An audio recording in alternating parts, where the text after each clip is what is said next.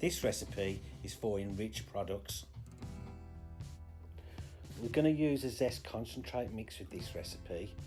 Within this Zest concentrate mix, there will be a number of different ingredients such as sugars, dried egg, dried fats and milk powders. It'll also include improvers.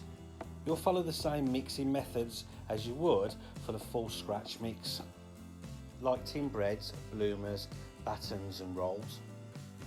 After the full mixing time, you'll add the fruit into the dough. This will be a mixture of sultanas, currants and mixed peel. You will mix for a further 2 minutes on slow speed. Slow speed is used to stop the fruit from breaking up and bleeding into your dough.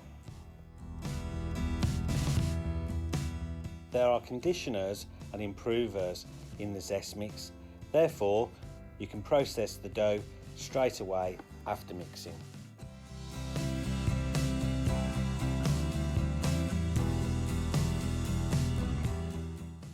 When scaling off your fruited tin loaves, you'll scale them around about 350 grams. You'll then ball them up and place them back into a board. Give them about 5 or 10 minutes rest.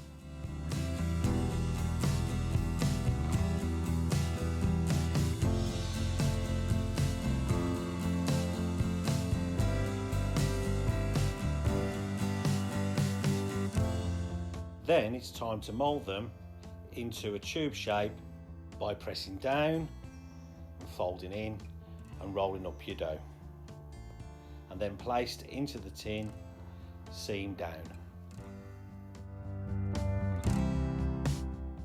With the fruit buns, you've got two options. You could either scale them by hand at 60 grams and then ball them off and place them onto a tray. Alternatively, if you've got 1,800 grams, you can use a bun divider moulder, a B.D.M. When using this method, you will ball up the dough, place it back in the board and rest it for 5 to 10 minutes.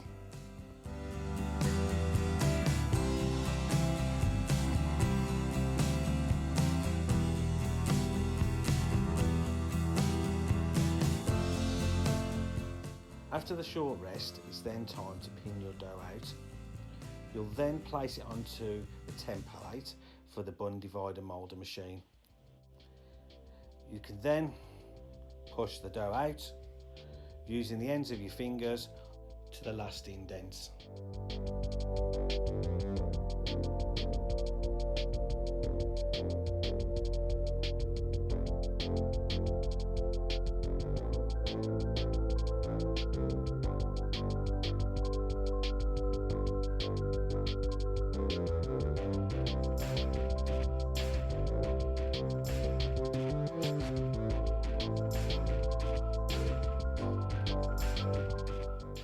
Set the bun divider moulder to the correct setting and then you're ready to mould your dough.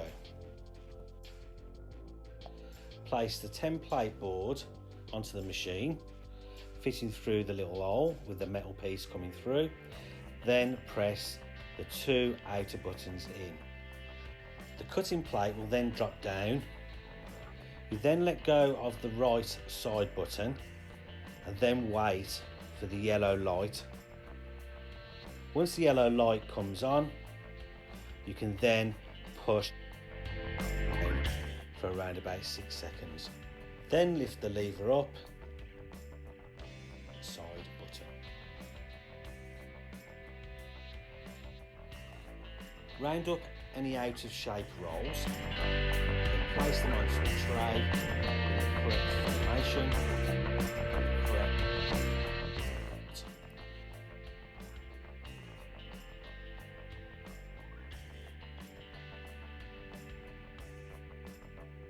It's then time to place them into the prover.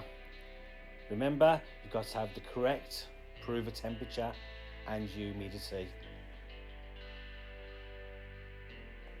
Enriched bun recipes will normally have a lower baking temperature compared to products like tins.